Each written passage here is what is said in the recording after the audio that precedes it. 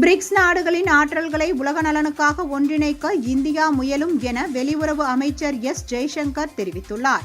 நடப்பாண்டுக்கான BRICS கூட்டமைப்பின் தலைமையை India ஏற்கவுள்ள நிலையில் அதற்கான அதிகாரப்பூர்வ இணையதளம் மற்றும் லோகோ வெளியீட்டு விழா டெல்லியில் நடைபெற்றது.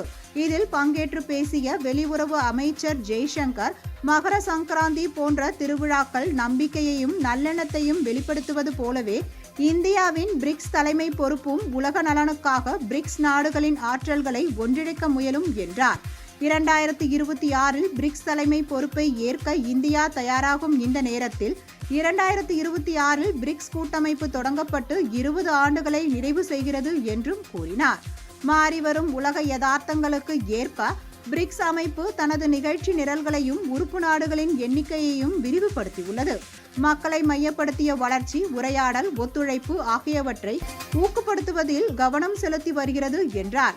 பிரிக்ஸ் தனது உறுப்பினர்களின் தனித்துவமான அடையாளங்களை மதிக்கும் அதே வேளையில் அவர்களின் கூட்டு பங்களிப்புகளில் இருந்து வலிமையை பெறுகிறது என்று தெரிவித்தார்.